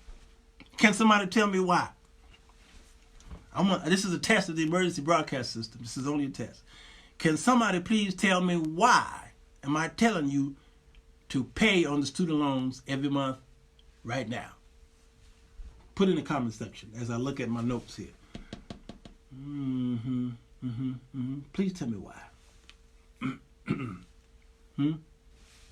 Mark Dry, good to see you, man. I enjoyed your service today. I saw you playing the horn. Somebody in the comment section, please tell me why I'm telling you. Tonil, she says, decrease the interest. Here's the thing. There is no interest. Vicky said it right there. There is no interest. Josh, thank you, sir. Do you not realize you're paying 100% on the principal? Do you understand what I'm saying? Mark Dreyer, yeah. You're paying on the principal. You're not paying on the interest. The interest is what's killing y'all. You understand? If your car note is $500, ain't but $100. Ain't but $100 going to the principal because you got a 25% interest rate. So if you got a $1,500 cushion because your car company helped you out, you pay on your student loans and pay on the principal and knock that sucker down. You got from now until September. Your principal will be that much smaller. Come on, Mark. That's it. So you got to start thinking like an investor. You got to start thinking like a person who is wealthy. You got to start thinking like a CEO. You got to start have a different mindset. And you got a small window to do this. This coronavirus shutdown is a blessing to the people of God. It's a blessing. Use it as such. I'm blessed. My student loan was canceled in October. See? Come on. That's what I mean by no penalties. Yes, Teresa. That's what she mean by no penalties. All right. So this is important. $1,500. You got it. You got to pay it down the road. All right. If you don't have a student loan, you take that $1,500 and don't put it in your regular Chase and Bank of America and Citibank or whatever it is. All right. Put it in an online bank that has an interest rate of more than 1%. I learned the hard way. Interest on my car is like 8%, but still I plan to keep the bills caught up. Yes. Take that $1,200 stimulus check and put it in an online bank. Put it in Ally. There's another one. Ally is a good bank. Ally right now, I don't know. Ally is what $1.50 interest right now. $1.50. 1.5% interest, I think, is Ally. Discover, it's got a decent interest rate right now. American Express, Amex, got a nice interest rate right now. All right. Again, stop working for your money. Make your money work for you. Mortgage rates all-time low, Vicky says. All right. Make it work for you. So if you got let's say the stimulus package, you got $1,200. When that money come, tell your money, look it in the face and say, you about to work for me. You about to work for me. You about to hustle. You about to strip on the pole. You about to, come on, girl. All right. And you take that money out of your bank. If it's coming to you by direct deposit, take all of it out of there. All right, and put it in an online account and let it make money for you. You understand? Now, if you need some money, you pull the $200 out of there and you set up an emergency fund. But that $1,200 should be your emergency fund in that Ally account or in that Discover or American Express. I remember back in the day, you can get a CD for $1,000 and get 5% interest. Not no more. Notice people don't even talk about certificates of deposit no more. They don't even talk about that. Y'all need to consider Roth IRAs. I know that if those of you who are investing long term, Roth IRAs, great way to go. Navy Federal, yes. Okay, all right. I gave you that. Again, I'm over delivering, and I ain't charge y'all nothing. All right. Because it's important. We in this thing together, y'all. And I'm not going to charge you $133 for some oil that I found under a shelf that my pastor gave me 12 years ago. I ain't doing that. All right. So I need to help y'all and help you as much as I can. I got to survive too. I got bills galore. I took a financial hit too in this market. But that still doesn't take away from me helping the people of God. All right. All right, I told y'all this is going to be long. Amber says an hour and 30 minutes. I told you might as well stop the clock. You might as well stop the clock. All right. I'm at the end anyway. Let's see. What else it does? What else is there? Oh, what else do you do with that $1,200? Buy essentials. Buy essentials. All right. Don't hoard. Buy essentials. The problem that's happening though with when we ran to the stores to buy up all that toilet paper and hand sanitizers and all this stuff, okay? Y'all left the healthy food there and took all of the junk food, all right? You ran to the stores. Now, what you did was you made it hard on us because you made it hard on the suppliers who have to supply the stores.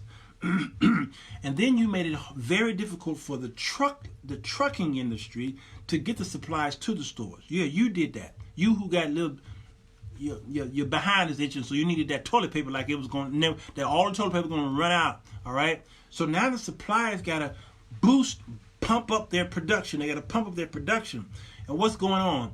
You've turned these companies into sweatshops. You did that. You turned them into sweatshops. Now these people got to work extra hard to pump out this booty paper, okay? And they can't keep up with the demand. You see what I'm saying? They can't keep up with demand because those who produce toilet paper got other suppliers that they rely on. All right? So it's a trickle-down effect. So then the trucks are stacked. The trucks are pulling up to the dock and they can't unload or they can't reload because they don't have enough help. So it's hurting us. And then the farmers, it's hurting the farmers because they can't produce. You can only grow so much over time. But now they're going in and taking up all of the farmers' crop. And now the farmer's like, I can't produce until the next season. I mean, do y'all understand what you're doing? The plumbers are happy. Yes, they are. With all that toilet paper going. I just told my father that. I've been, boy, these plumbers they loving y'all. Marisol says hoarding is unnecessary. Didn't buy seasonings, and people couldn't get their regular stuff. Buying toilet paper that's supposed to be rationed and clogging up drains. I'm trying to tell you, it's sad. It's sad. What are you saying here? Dude, credit check when you Mario, was that a question about the credit check? Was that yeah, because if you got some bad accounts out there, it's not gonna be that easy for you to just open up other bank accounts. But online banks are more lenient than your usual brick and mortar banks. When you walk into these brick and mortar banks, they will check your credit report. Now again, remember we said earlier about credit report? They're not going to check your FICO score. No, they're going to check the other score that the banks keep. I forgot the name of those. Something. It's in. I see it here. I see the name of them. There's several names that the banks have. All right, but the online banks are a little more lenient. Okay, credit unions are more lenient. Folks are using wipes, clogging up the pipes. Yes, I needed some, and the folks cleared the aisle. It's a shame. And even these flushable wipes, ladies, don't even put those flushable wipes in the toilet. The plumbers are telling y'all don't even do that because they're finding the flushable wipes in the toilet system. Thank you, Josh. Check system. Yeah, check system. If your name is on check system, pray. My sons that are in college and works had plans for the money until they found out they can't get it because I claimed them. Yep, that is wrong. What was done to college students? How did this happen, Jerome? See? Yes. There's some loopholes here, y'all. There's some loopholes. You claimed them, and that's correct. Because it really makes sense. If I was in business of loaning out money to you and you did that, I wouldn't give it to you either. I wouldn't give it to the kids either. It makes business sense. It doesn't make humanity sense. But it makes business sense. Yes, thank you, Belinda. Those flushables are not flushables. So stop flushing them. Because these plumbers are finding them right next to the Kotex that was flushed 6 months ago. Yeah, I don't even know. Do they still sell Kotex? I don't know. That used to be a bad word when I was in grammar school. Your mama wear Kotex. Oh! Yeah, that was a bad word. boys are so cruel. They still clog the drain. Yeah, she said, see, cost me $250 in January, Belinda says. Stop flushing stuff down the toilet. Don't flush that stuff. Unless it's some behind waste. Jesus said it's not that what goes into a man that can defile a man, but that which goes out in the drought, the dross, okay? That's your boo-boo. Okay? All right? So if it ain't your number one or your number two, don't put nothing in that toilet unless it's this that you wipe, because this show is turning nasty. Just turning nasty. Okay? Other than that, all right? And then ladies. Didn't y'all take home economics in school? Huh? Didn't your grandmama tell you how to use toilet paper? Huh? What's this all about? Huh? Okay, I can't do this because I don't want to waste this paper. What's this all about? Y'all all right? Y'all doing okay? That's good. Huh? What's this all about? Huh? Now you got to roll this big. Whoosh, huh? What's that all about? Whoosh, and then they get clogged, huh? What's that all about, huh, ladies? Huh? You like? How you know that? I was married twice. I tell you, yeah. Is it created? Marisol, yeah. I was married twice. I literally saw that. I was brushing my teeth. Baby, you all right? Cause this is kind of nasty. You over there doing that, and I'm trying to brush my teeth. But go ahead, I must really love you, girl. I'm just brushing my teeth, and then I see her. I see her doing this. I see her doing this. Oh, okay. And I look up. I'm like, what you getting ready to do with that? Oh, I gotta wipe myself. No, you ain't trying to wipe yourself. You just made yourself a quilt. You made a quilt to wipe your behind. That's what, do all you women do that? Yeah. Belinda said, good night, sir. That moment when a man had to tell a woman how to wipe.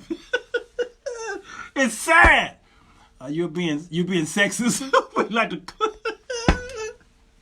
I don't understand that. I don't understand that. That 10 rolls for $5 from Walgreens. I don't get it. I mean, my daughter's here. She gonna get me if she see this show. I mean, this here can literally, even a man who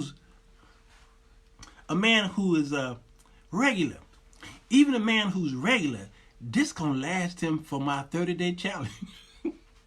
This will last a man who's regular through my 30-day challenge. This one roll right here. Not with my daughter. Not with no.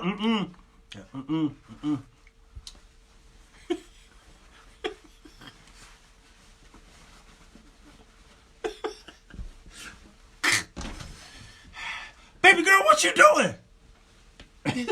I go in there to go tinkle, and I see the remnants, cause now I gotta go get the plunge.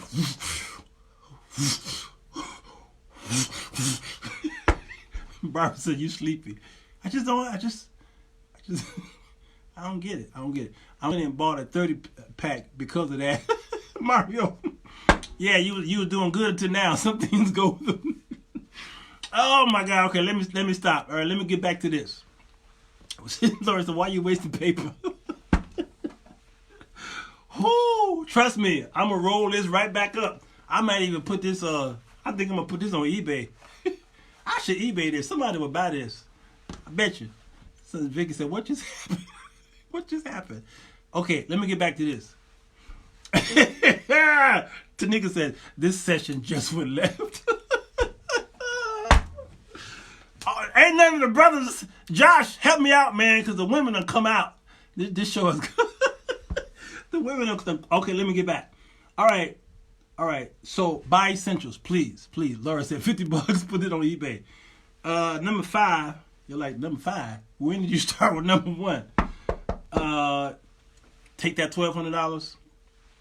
If you can afford it, make it your emergency fund for 3 to 5 months. 3 to 5 months. You understand what I'm saying? Make it 3 to 5 months. Take that $1,200, put it away. Don't touch it. Don't. And then if you're still working, because many of you are still working. Belinda, I ain't even gonna read what you said about tracks. I ain't even gonna read that. All right. If you're still working, then you are blessed because you still get that $1,200. The government didn't say those who are still working on their jobs don't get a $1,200 check. No, that goes to all taxpayers. So if you're working, you're going to get a $1,200. All right? So take that $1,200 and put it away. Don't touch it. Leave it alone. And then still live off of your income. You get it? I'm trying to figure out how to invest $2,000 I got, and you left the building. Lord Jesus. Yeah. Allied Bank, ALLY. Yes. Because there is an Allied Bank, so be careful. Where am I? Okay. Last but certainly not least, Ursula, because when she capitalized my name, that means I'm in trouble. Last but not least, those of you who run you are a small business, and small business means you are a sole proprietor, or you have no employees, or you got from 0 to about 500 or 499 employees. You can get a SBA, not just loan, but a grant, $10,000. $10,000. Now, here's how you get that money. And it's easy to get it. Well, it's easy to apply. When it's going to come, I don't know. Most of them need to save enough money to cover expenses up to 2 to 3 months. Yes, in the event of job loss, illness. Yes, Lord, that's what I'm saying. All right, here's what you do. Go and apply to EIDL, an EIDL loan. EIDL loan. You can do this as soon as this show is over. If you have a business, again, you gig, you work from home, and you incorporated, or you didn't have to incorporate your business, but you registered your business, okay, up until January of this year. So if you started a business in February, this does not apply to you. But every business that was started in January all the way back, all right, you qualify for this $10,000. You understand? I just did a live video where I was talking about the money. They are anticipating a majority of the payments to go out in 3 weeks. Thank you, Marisol. All right, go to EIDL.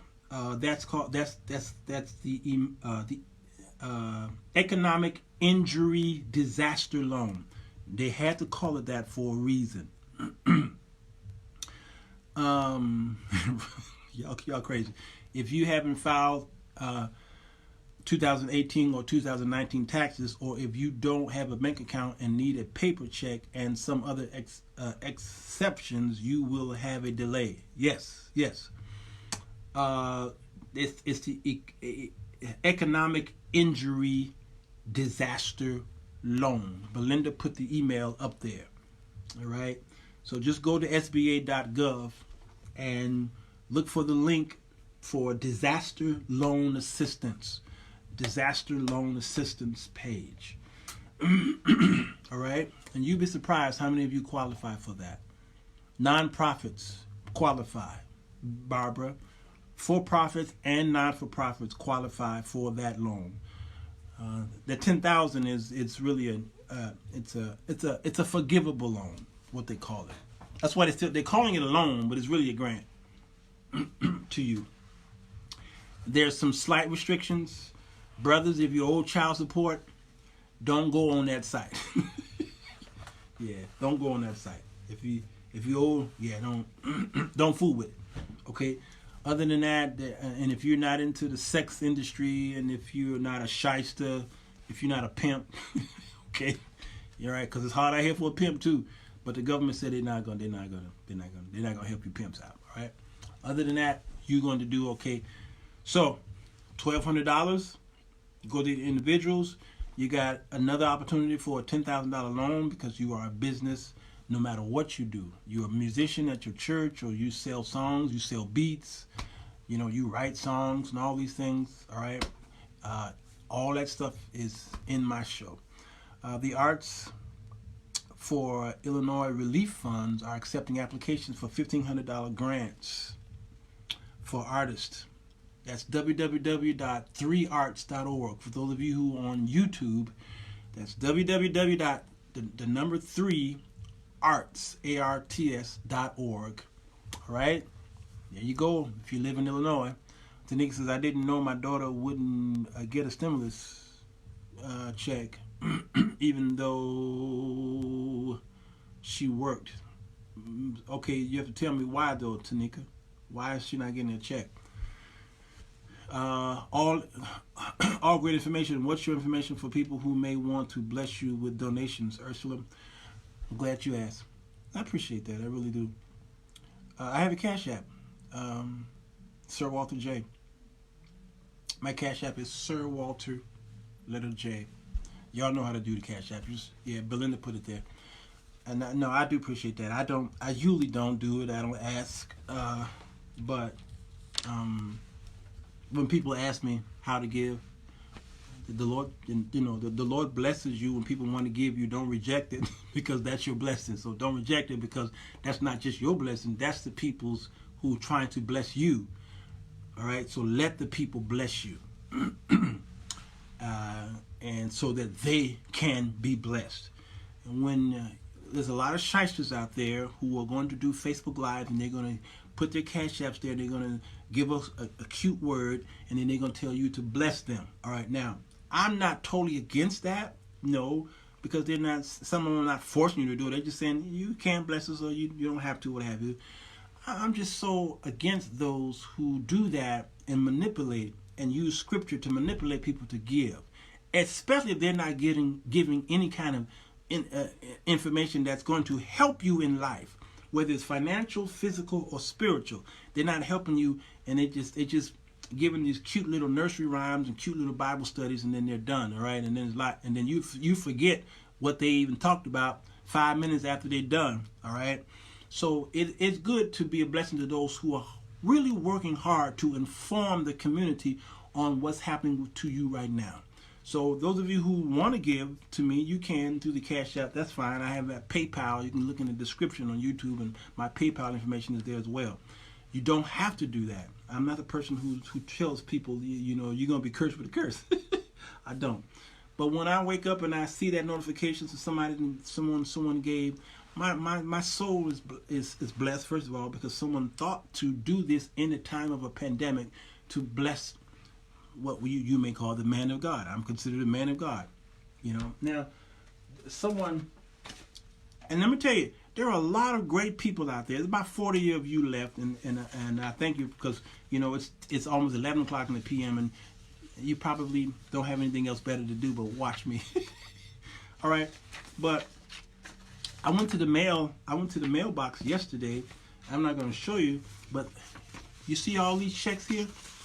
Okay, all these checks came in the mail from someone I do not know. All right, they watch my YouTube channel, okay, and they sent me checks, and I'm seeing these checks, and I'm like, oh, now they're not large checks, so don't get excited. They're small checks, but I'm looking at all those checks, and I'm like, wow, and these are cashier checks. Okay, now, but when I looked at who they were written to, they're not all written to me. Only one is written to me. Another one is written to another elder who teaches with me. Another one is written to another elder who teaches with me. Another one is written to another elder who teaches with me. Do you understand what I'm saying? There are people out there who God sends. God knows what your need is. He knows what my need is. He knows what these elders' needs is. And he knows who the people who write these checks, he knows what their needs are as well. Because we're feeding people. We're feeding them. And the scripture through both Jesus and the Apostle Paul is very expressive on blessing those who are doing these things. Given to those who are, he says, don't muzzle not the ox, which tread out the corn. And there's some people who work 100% in ministry, That's what I do. I don't wake up to a 9 to 5. I pay for my own insurance policies, all right? If I get sick, it's coming out of my pocket. I don't have fringe benefits. I don't have vacation pay. I can't go to my boss for loans. For raises. I can't do that. I am my own boss. So when a pandemic like this happens, and it hits me like it hits y'all, and I have to rely on the work that I did, my body of work. I have to rely on that. I have to rely on my different streams of income to come in. And the pandemic hit several of my streams. It hit. So leaning on 6 streams, I have to now lean on 3 because I diversified so wide that it hit those 3 streams and it killed my 3 streams. So I can't rely on those. So I have to put my effort on those 3 streams that God told me to do, so that they could help me as these other streams may or may not recover. You understand? And this is why the dream that was given to Pharaoh, God used a man of God to interpret that dream, and the dream should have been something that all of you should have been living by since 2008. When the recession happened, God told Pharaoh that famine is coming, and he told Joseph to tell Pharaoh that he need to store up for the 7 years of famine. Do you understand? So 2008 came, and you should have been storing up for the 7 years that's getting ready to happen. I'm not saying 7 years of famine is getting ready to happen, but you should have been putting money away for all these years and let it compound interest happen. All right? And so that when 2020 come, here it is. So these checks came to people who are affiliated with the man of God, which is me. So whoever I use to help me teach the gospel, then the people are blessing the men as well. And this is not the first time this happened. This happened several times.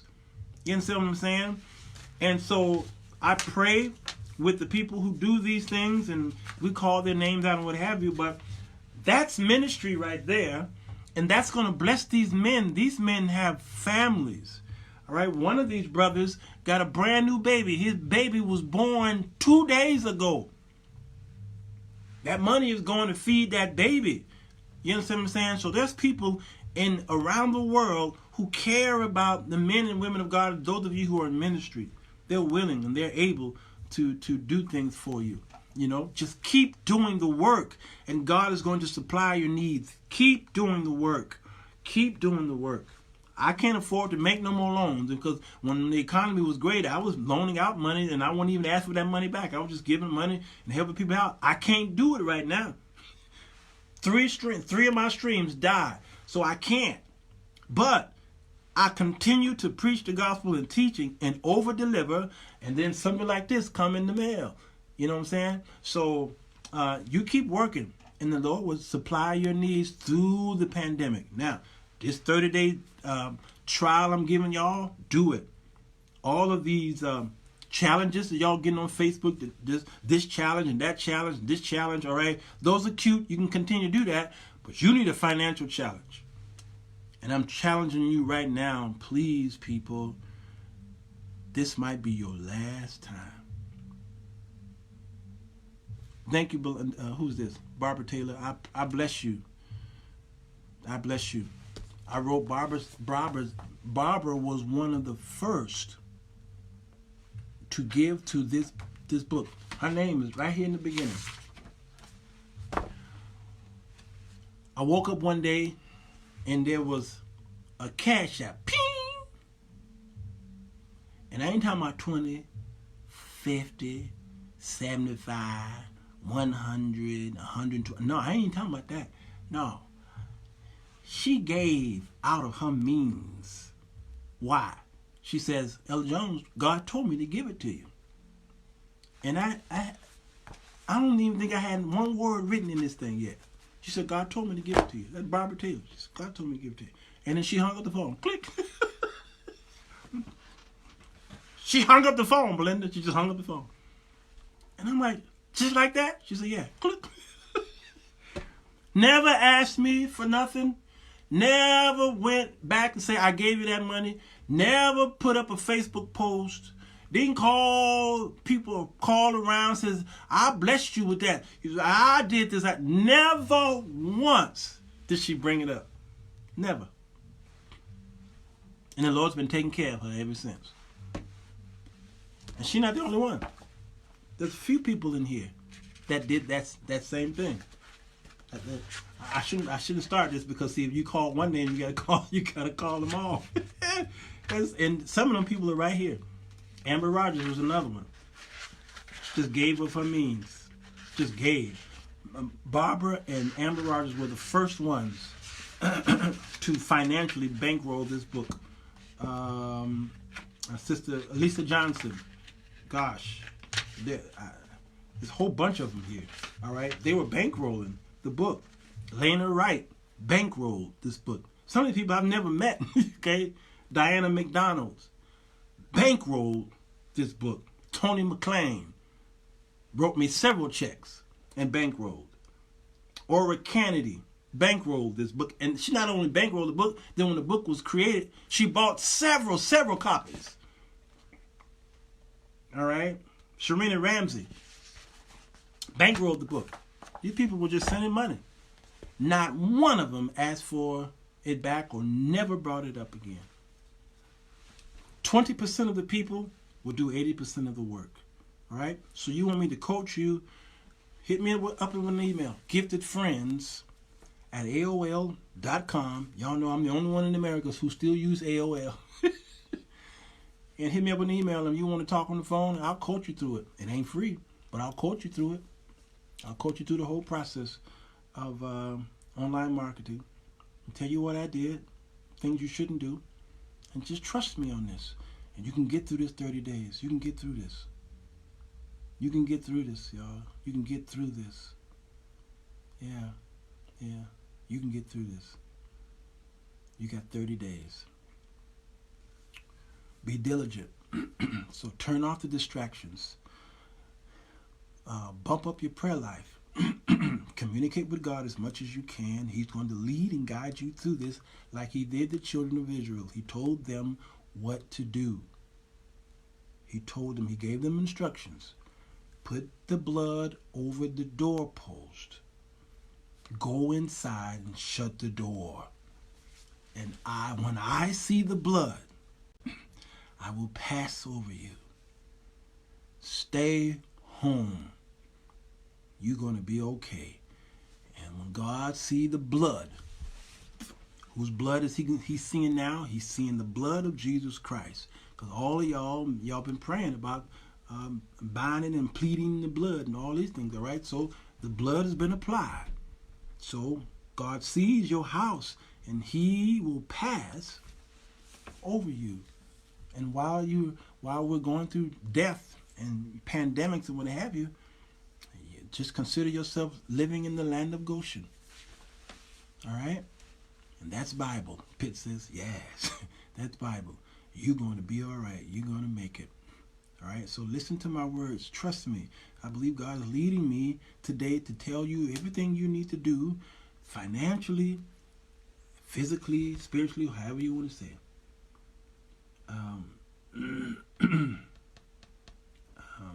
What is this?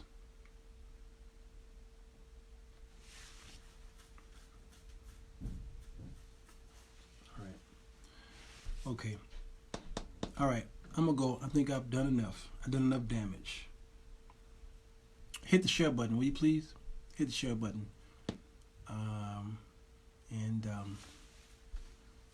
Share it on your wall. About 38 of you left. God, I thank you for your presence. I thank you for your blessings. I thank you for those who are watching. Bless them. Bless them and bless them now. You warned us, and here we are. We're in the midst of the warning. You gave us a second chance. This is our second chance. Help us through this second chance, God. This time we're going to do it right. We're going to get it right. And we hear your words and your instructions. So help us to focus on you through this. We're going to focus more on you through this so that the Holy Spirit can guide us on what things we need to do with our finances and with our families. We're now listening, God. You have our attention. We love you, God. We ask that you heal those who are sick of this virus. Heal them now, God. Deliver them from this. Give them a speedy recovery. And God, we know that you have the vaccine. You have it. You know whose hands it's in. You're going to put it in someone's hands. And over time, God, you will help us through this, what we're going on now. We know it's a test. But you're going to introduce the vaccine, and it will heal them. It will heal the land. And then the people will know that you did it and not man. And after this, God, your name will go out throughout the land, because we are going to make sure that your name is heard. Heal the land, God. Forgive us of our sins as we turn. We ask this in your Son Jesus' name. Amen. All right. Praise God. Lena says, healed from surgery. Amen. Healed from surgery, God. Alexa, say good night. Good night. Sleep tight. Alexa, y'all can invest in Alexa. She's always talking. All right, y'all. It's dinner time. You're like, dinner time? It's 11 o'clock in the p.m. Yeah, I know. I like to eat dinner late. It's late, but I want my dinner right now. All right? And we'll talk tomorrow, okay? All right? All right. Bye, y'all. Hit the share button. And we'll sing tomorrow. I think I did a lot of talking. We'll sing tomorrow. We won't talk tomorrow. Implement this. Hit me in the email, and let's talk. I love y'all. Pray for me. Good night.